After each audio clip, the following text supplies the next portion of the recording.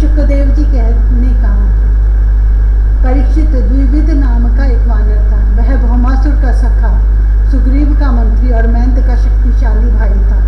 जब उसने सुना कि श्री कृष्ण ने भौमासुर को मार डाला, तब वह अपने मित्र की मित्रता के ऋण से उऋण होने के लिए राष्ट्र विप्लव करने पर उतारू हो गया।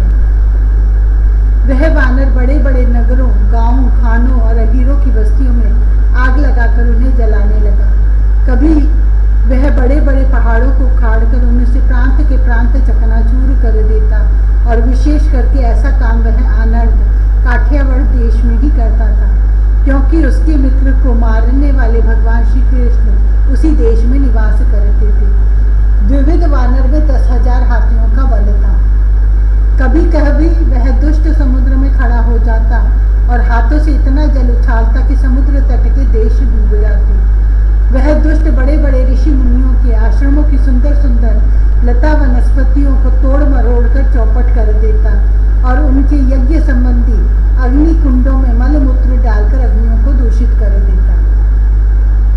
जैसे भृंगी नाम का कीड़ा दूसरे कीड़ों को ले जाकर अपने बिल में बंद कर देता है, वैसे ही वह मदोन्मत्त वानर स्त्रियों और पुरुषों को ले जाकर पहाड़ों की घाटियों तथा गुफाओं में डाल देता। फिर बाहर से बड़ी बड़ी चट्टानें रखकर उनका मुंह बंद कर देता। इस प्रकार वह देशवासियों का तो तिरस्कार करता ही कुलीन स्त्रियों को भी दूषित कर देता था। एक दिन वह दुष्ट सुललित संगीत सुनकर ऐवतक पर्वत पर गया। वहां उसने देखा कि यदुवंश शिरोमणि बलराम जी सुंदर सुंदर युवतियों के झुंड में विराजमान है। उनका एक एक अंग अत्यंत सुंदर और दर्शनीय है और वक्षः स्थल पर कमलों की माला लटक रही है। वे मधुपान करके मधुर संगीत गा रहे थे और उनके नेत्र आनंदोन्माद से विह्वल हो रहे थे। उनका शरीर इस प्रकार शोभायमान हो रहा था मानो कोई मदमत्त गजराज हो। वह दुष्ट वानर वृक्षों की शाखाओं पर चढ़ जाता और उन्हें झकझोर देता। कभी स्त्रियों के सामने आकर किलकारी भी मारने लगता। युवती स्त्रियां स्वभाव से ही चंचल और हास परिहास में रुचि रखने वाली होती हैं। बलराम जी की स्त्रियां उस वानर की पिटाई देखकर हंसने लगी। अब वह वानर भगवान बलराम जी के सामने ही उन स्त्रियों की अवहेलना करने लगा। वह उन्हें कभी अपनी गुदा दिखाता तो कभी बोहे मिटकाता, फिर कभी कभी गरज तरज कर मुंह बनाता कुड़कता। वीर शिरोमणि बलराम जी उसकी यह चेष्टा देखकर क्रोधित हो गए। उन्होंने उस पर पत्थर का एक टुकड़ा फेंका, परंतु द्विविध ने उससे अपने को बचा लिया और झपटकर मधु कलश उठा लिया और बलराम जी की अवहेलना करने लगा। उस धूर्त ने मधु कलश को तो फोड़ ही डाला, स्त्रियों के वस्त्र भी फाड़ डाले और अब वह दुष्ट हंस हंस कर बलराम जी को क्रोधित करने लगा।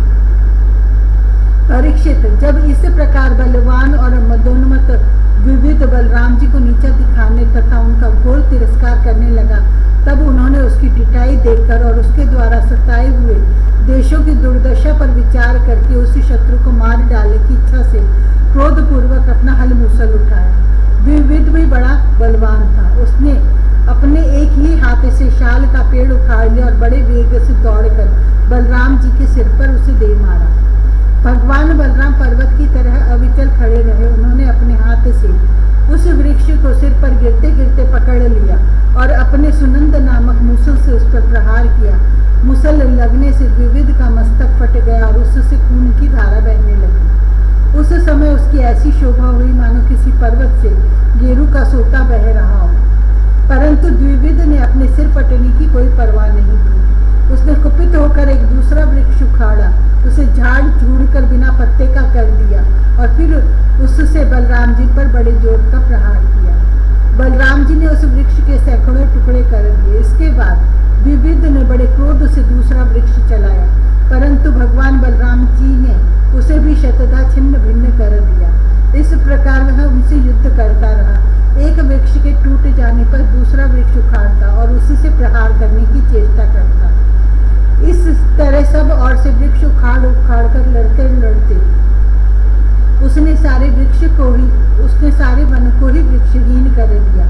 वृक्ष न रहे तब द्विविध का क्रोध और भी बढ़ गया तथा वह बहुत चिढ़ चिढ़कर बलराम जी के ऊपर बड़ी बड़ी चट्टानों की वर्षा करने लगा।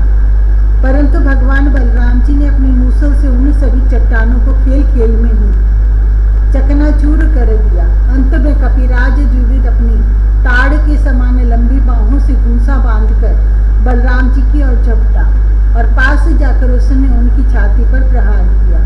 अब यदुवंश शिरोमणि बलराम जी ने हल और मूसल अलग रख दिए तथा क्रुद्ध होकर दोनों हाथों से उसके जत्रु स्थान हंसली पर प्रहार किया। इससे वह वानर खून उगलता हुआ धरती पर गिर पड़ा। परीक्षित, आंधी आने पर जैसे जल में डोंगी डगमगाने लगती है, वैसे ही उसके गिरने से बड़े बड़े वृक्षों और चोटियों के साथ सारा पर्वत हिल गया। आकाश में देवता लोग जय जय, सिद्ध लोग नमो नमः और बड़े बड़े ऋषि मुनि साधु साधु के नारे लगाने और बलराम जी पर फूलों की वर्षा करने लगे। परीक्षित, विविध ने जगत में बड़ा उपद्रव मचा रखा था, अतः भगवान बलराम जी ने उसे इस प्रकार मार डाला और फिर वे अपनी द्वारकापुरी में लौट आए। उस समय सभी पुरजन परिजन भगवान बलराम की प्रशंसा कर रहे थे। 68वां अध्याय। कौरवों पर बलराम जी का कोप और सांब का विवाह। श्री सुखदेव जी कहते हैं, परीक्षित, जाम्बवती नंदन सांब अकेले ही बहुत बड़े बड़े वीरों पर विजय प्राप्त करने वाले थे। वे स्वयंवर में स्थित दुर्योधन की कन्या लक्ष्मणा को हर लाए। इससे कौरवों को बड़ा क्रोध हुआ। वे बोले, यह बालक बहुत ढीठ है, देखो तो सही, इसने हम लोगों को नीचा दिखाकर बलपूर्वक हमारी कन्या का अपहरण कर लिया। वह तो इसे चाहती भी न थी, अतः इस ढीठ को पकड़कर बांध लो। यदि यदुवंशी लोग रुष्ट भी होंगे तो वे हमारा क्या बिगाड़ लेंगे? वे लोग हमारी ही कृपा से हमारी ही दी हुई धन धान्य से परिपूर्ण पृथ्वी का उपभोग कर रहे हैं। यदि वे लोग अपने इस लड़के के बंदी होने का समाचार सुनकर यहाँ आएंगे तो हम लोग उनका सारा घमंड चूर चूर कर देंगे और उन लोगों के मिजाज वैसे ही ठंडे हो जाएंगे जैसे संयमी पुरुष के द्वारा प्राणायाम आदि उपायों से वश में की हुई इंद्रियां। ऐसा विचार करके कर्ण, शल, भूरिश्रवा, यज्ञकेतु और दुर्योधन आदि वीरों ने कुरुवंश के बड़े बूढ़ों की अनुमति ली तथा सांब को पकड़ लेने की तैयारी की। जब महारथी सांब ने देखा कि धृतराष्ट्र के पुत्र मेरा पीछा कर रहे हैं, तब वे एक सुंदर धनुष चढ़ाकर सिंह के समान अकेले ही रणभूमि में डट गए। इधर कर्ण को मुखिया बनाकर कौरव भी धनुष चढ़ाए हुए सांब के पास आ पहुंचे और क्रोध में भरकर उनको पकड़ लेने की इच्छा से खड़ा रहे इस प्रकार ललकारते हुए बाणों की वर्षा करने लगे। परीक्षित, यदुनंदन सांब अचिंत्यैश्वर्यशाली भगवान श्री कृष्ण के पुत्र थे। कौरवों के प्रहार से वे उन पर चिढ़ गए। जैसे सिंह तुच्छ हरिणों का पराक्रम देखकर चिढ़ जाता है, सांब ने अपने सुंदर धनुष का टंकार करके कर्ण आदि 6 वीरों पर, जो अलग अलग 6 रथों पर सवार थे, 6 बाणों से एक साथ अलग अलग प्रहार किया। उनमें से 4 बाण उनके 4 घोड़ों पर, एक उनके सारथियों पर और एक उन महान धनुषधारी रथी वीरों पर छोड़ा। सांब के इस अद्भुत हस्त लाघव को देखकर विपक्षी वीर भी मुक्त कंठ से उनकी प्रशंसा करने लगे। इसके बाद उन 6 वीरों ने एक साथ मिलकर सांब को रथहीन कर दिया। 4 वीरों ने एक एक बाण से उनके 4 घोड़ों को मारा, एक ने सारथी को और एक ने सांब का धनुष काट डाला। इस प्रकार कौरवों ने युद्ध में बड़ी कठिनाई और कष्ट से सांब को रथहीन करके बांध लिया। इसके बाद वे उन्हें तथा अपनी कन्या लक्ष्मणा को लेकर जय मनाते हुए हस्तिनापुर लौट आए। परीक्षित, नारद जी से यह समाचार सुनकर यदुवंशियों को बड़ा क्रोध आया। वे महाराज उग्रसेन की आज्ञा से कौरवों पर चढ़ाई करने की तैयारी करने लगे। बलराम जी कलह प्रधान कलयुग के सारे पाप ताप को मिटाने वाले हैं। उन्होंने कुरुवंशियों और यदुवंशियों के लड़ाई झगड़े को ठीक न समझा। यद्यपि यदुवंशी अपनी तैयारी पूरी कर चुके थे, फिर भी उन्होंने उन्हें शांत कर दिया और स्वयं सूर्य के समान तेजस्वी रथ पर सवार होकर हस्तिनापुर गए। उनके साथ कुछ ब्राह्मण और यदुवंश के बड़े बूढ़े भी गए। उनके बीच में बलराम जी की ऐसी शोभा हो रही थी मानो चंद्रमा ग्रहों से गिरे हुए हों। हस्तिनापुर पहुंचकर बलराम जी नगर के बाहर एक उपवन में ठहर गए और कौरव लोग क्या करना चाहते हैं इस बात का पता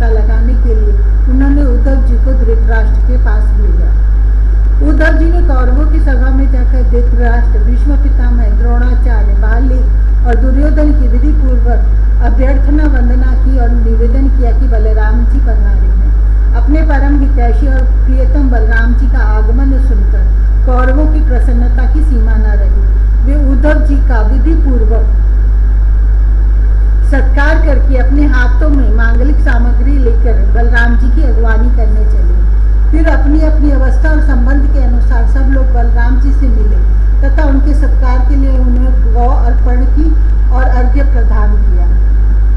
उनमें जो लोग भगवान बलराम जी का प्रभाव जानते थे उन्होंने सिर झुकाकर उन्हें प्रणाम किया। तदंतर उन लोगों ने परस्पर एक दूसरे का कुशल मंगल पूछा और यह सुनकर कि सब भाई बंधु सकुशल है, बलराम जी ने बड़ी धीरता और गंभीरता के साथ यह बात कही। सर्व समर्थ राजाधिराज महाराज उग्रसेन ने तुम लोगों को एक आज्ञा दी है, उसे तुम लोग एकाग्रता और सावधानी के साथ सुनो और अविलंब उसका पालन करो।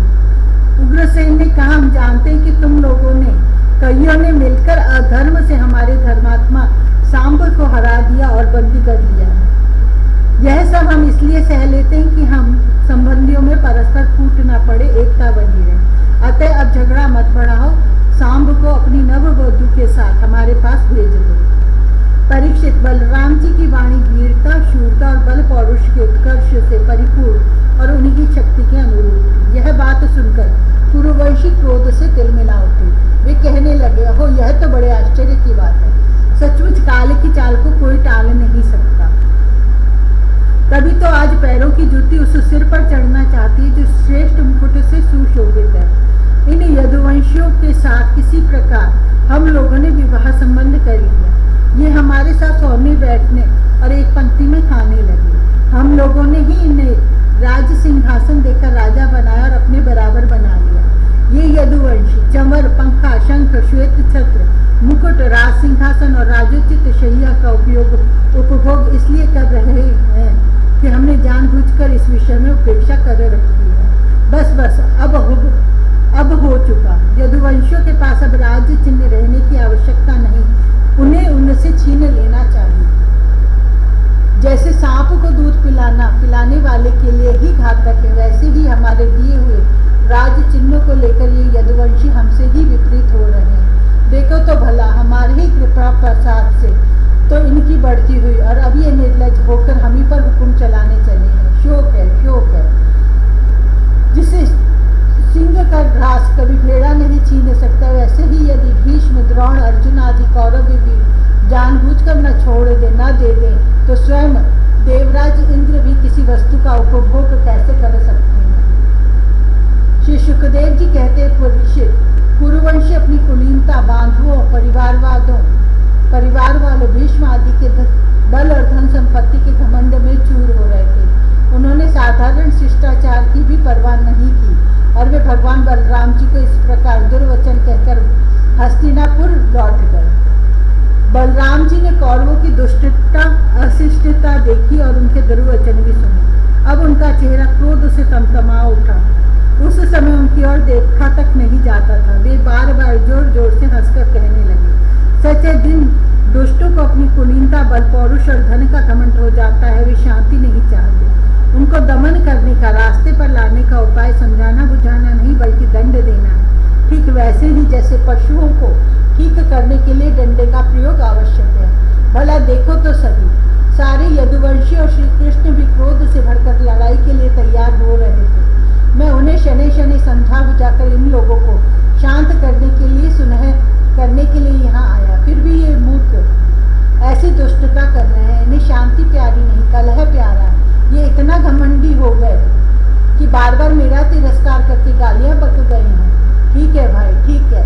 पृथ्वी के राजाओं की तो बात ही क्या, त्रिलोकी के स्वामी इंद्र आदि लोकपाल जिनकी आज्ञा का पालन करते हैं, वे उग्रसेन राजाधिराज नहीं है। वे तो केवल भोज, वृष्णि और अंधक वंशी यादवों के ही स्वामी हैं। क्यों?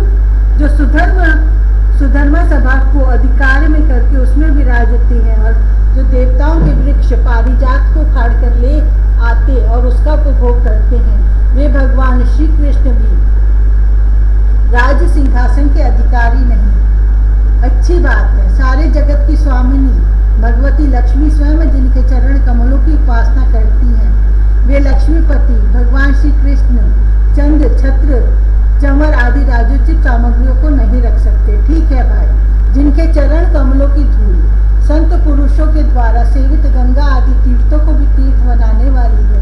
सारे लोकपाल अपने अपने श्रेष्ठ मुकुट पर जिनके चरण कमलों की धूल धारण करते हैं, ब्रह्मा, शंकर, मैं और लक्ष्मी जी जिनकी कला की भी कला है और जिनके चरणों की धूल सदा सर्वदा धारण करते हैं, उन भगवान श्री कृष्ण के लिए राज सिंहासन कहाँ रखा है। बेचारे यदुवंशी तो कौरवों का दिया हुआ पृथ्वी का एक टुकड़ा भोगते हैं। क्या हम लोग झूठी हैं और ये कुरुवंशी स्वयं सिर हैं।